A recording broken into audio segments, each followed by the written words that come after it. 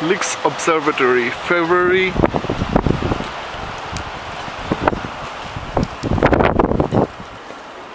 20th, 2010.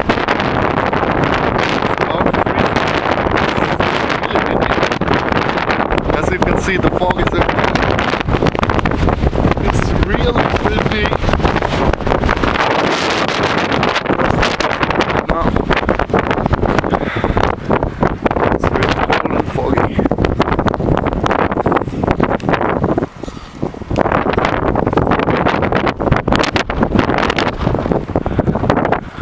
I walked from the back to the front of the observatory.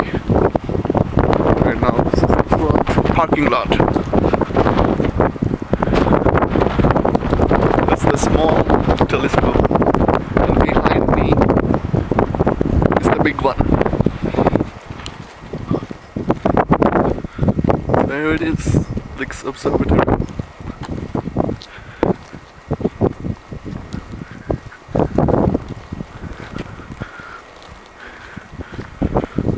Cold and foggy day. It's going to snow here from tomorrow. And there it is, my little car.